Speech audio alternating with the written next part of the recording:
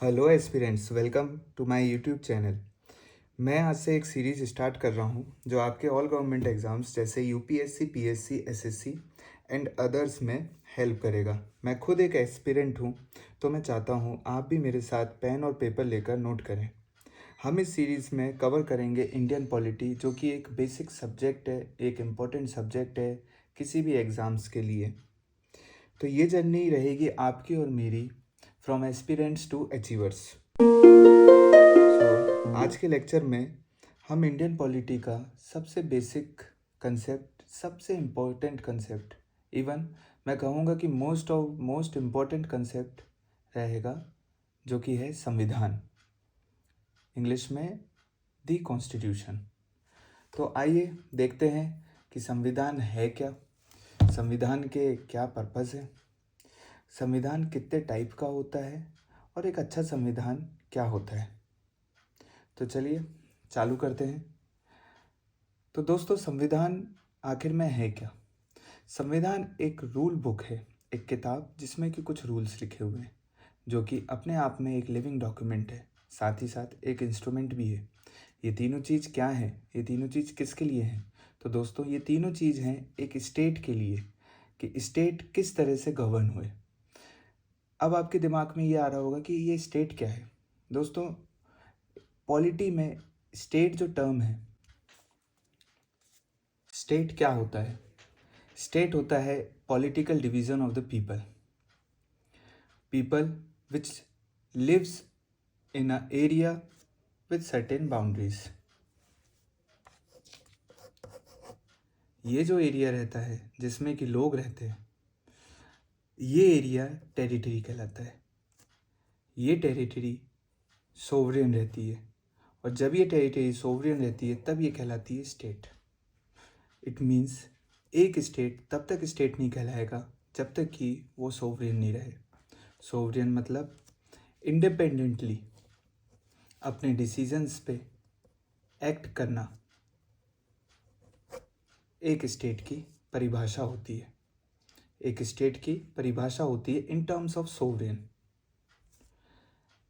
इस स्टेट को गवर्न करने के लिए संविधान में कुछ प्रिंसिपल सेट है। साथ ही साथ संविधान में सिटीजन्स के लिए उसके राइट्स, उसके ड्यूटीज़ के लिए कुछ प्रिंसिपल सेट हैं। साथ ही साथ में संविधान रिलेशनशिप बिल्टअप भी बनाता है बिटवीन डिफरेंट ऑर्गेनाइजेशन, इंस्टीट्यूट और a body. Example, executive, legislature and judiciary. तो दोस्तों, ये होता है पूरा संविधान। Rule book, living document, instrument which set for the governing of state which is political division of the body of a people, lives inside an area with certain boundaries called as territory which is sovereign called as state. Sanvidhan, constitution set out certain principles for governing of states, also set out rights and duties of citizens, also set relationship between different organization, institutions or the body. These bodies are executive, legislature and judiciary. ये तीनों ही चीज़ हम आगे के chapters में पढ़ेंगे। बस अभी आप इतना समझ लीजिए कि ये तीनों कुछ बॉडीज़ हैं जो कि बहुत ही मेजर रोल, इवन पूरा संविधान ही इन्हीं तीनों बॉडी में डिपेंड रहता है। नेक्स्ट आते हैं अपन पर्पस ऑफ अ कॉन्स्टिट्यूशन। संविधान का पर्पस क्या है, उसका फंक्शन क्या होता है? तो 4 पर्पस हैं संविधान के बेसिकली। पहला पर्पस रहता है सोसाइटी के मेंबर्स के बीच में मिनिमल कोऑर्डिनेशन बनाने के लिए कुछ बेसिक रूल्स। सेकेंडली, गवर्नमेंट को पावर्स प्रोवाइड करने के लिए टू मेक डिसीजंस। थर्डली, वही पावर में संविधान खुद ही कुछ लिमिटेशंस लगाता है जिससे कि गवर्नमेंट उन पावर का मिसयूज़ ना कर पाए, जिससे कि जो एस्पिरेशंस रहती हैं सोसाइटी की उनको हानि ना पहुंच पाए। फोर्थ, संविधान दुनिया में in front of world people को एक फंडामेंटल आइडेंटिटी प्रोवाइड करता है। आखिर एक अच्छा संविधान होता क्या है? अच्छे संविधान होने के लिए उसके कुछ कैरेक्टरिस्टिक्स होने चाहिए। तो चलिए देखते हैं वो कैरेक्टरिस्टिक्स क्या होते हैं। अच्छा संविधान होने के लिए संविधान के अंदर एडेप्टेबिलिटी होनी चाहिए, मतलब सोसाइटी के बदलाव के साथ साथ संविधान में भी वो एबिलिटी होना चाहिए कि वो उस बदलाव को एडेप्ट कर सके। साथ ही साथ संविधान फ्लेक्सिबल होना चाहिए, बट फ्लेक्सिबल भी कुछ एक्सटेंड तक, कुछ लिमिटेशन के साथ, फुल फ्लेक्सिबल नहीं होना चाहिए। संविधान सोसाइटी के सोशल, पॉलिटिकल, इकोनॉमिक, कंट्री के वेलफेयर के लिए एडेप्ट करने में काबिल हो। संविधान के अंदर अकाउंटेबिलिटी होनी चाहिए, जिससे कि संविधान इंश्योर कर सके कि यदि कोई इंस्टीट्यूशन से कुछ भी होता है अपने पावर एक्सरसाइज करने में, तो संविधान उसे अकाउंटेबल सेट कर सके। संविधान के अंदर पावर का सेपरेशन होना बहुत ज़रूरी है। एक अच्छे संविधान में सेपरेशन ऑफ पावर मस्ट होता है। संविधान के अंदर ह्यूमन राइट्स, सिटीजन्स के प्रोटेक्शन का भी प्रावधान होना चाहिए। एक अच्छा संविधान तभी कहलाता है। अच्छे संविधान में गवर्नमेंट के अंदर पीपल का रिप्रेजेंटेशन होना भी ज़रूरी है, जिसका मतलब ये होता है कि पीपल खुद अपने अधिकार से पर्सन को चूज़ कर सके जो कि उनको रिप्रेजेंट करे गवर्नमेंट के अंदर।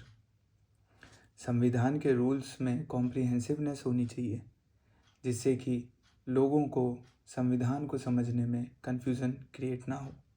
And the most important thing जो कि एक अच्छे संविधान में होना चाहिए वो होता है जुडिशरी की इंडिपेंडेंस। एक अच्छे संविधान में जुडिशरी की इंडिपेंडेंस होना मस्ट है।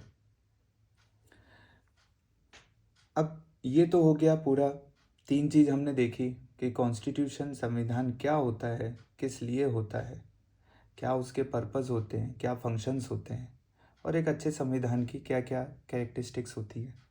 अब हम देखते हैं कि हमारे वर्ल्ड में कितने टाइप के कॉन्स्टिट्यूशन हैं जो कि अलग अलग जगह पे इम्प्लीमेंटेड हैं। सबसे पहले हम आते हैं कोडिफाइड कॉन्स्टिट्यूशन में। कोडिफाइड कॉन्स्टिट्यूशंस होता है लाइक किसी स्पेसिफिक डॉक्यूमेंट में वो एक तरह से लिखा रहता है एक को सीक्वेंस वे में, जैसे हम कहते हैं कोडिफाइड कॉन्स्टिट्यूशन। इसका बेस्ट एग्जांपल है इंडिया। फिर आता है अनकोडिफाइड कॉन्स्टिट्यूशन, जो कि बुकिश लैंग्वेज में इसे अनरिटन कहते हैं, और also it is also called as oral constitution. Example इसका है यूके, इसराइल, न्यूजीलैंड। यहाँ पर अनकोडिफाइड कॉन्स्टिट्यूशन है, दैट इज़ ओरल कॉन्स्टिट्यूशन है, अनरिटन कॉन्स्टिट्यूशन है। प्रोसीजरल कॉन्स्टिट्यूशन वो संविधान होता है, वो कॉन्स्टिट्यूशन होता है जो कि कुछ लीगल लिमिट्स फिक्स करता है गवर्नमेंट के लिए, जिससे कि लोगों को उनके डेमोक्रेटिक राइट्स, उनके फंडामेंटल ह्यूमन राइट्स को प्रोटेक्ट करा जा सके, जैसे कि राइट टू फ्रीडम हुआ, राइट टू लाइफ हुआ। फिर आता है एक पर्सपेक्टिव कॉन्स्टिट्यूशन, जो कि एक विज़न सेट करता है एक अच्छी सोसाइटी के लिए, जिससे कि होमोजीनियस कम्युनिटी की जो कॉमन वैल्यूज़ है उसको मेंटेन करा जा सके।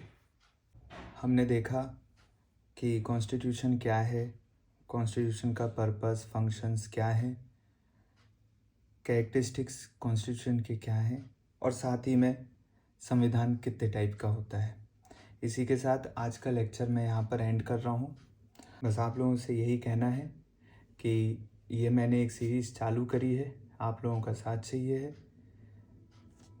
तो ज़्यादा से ज़्यादा इसको लाइक, शेयर एंड सब्सक्राइब करिए, ताकि ये वीडियो वहाँ तक भी पहुँच पाए जहाँ पर लोगों को इसकी ज़रूरत है। Thank you.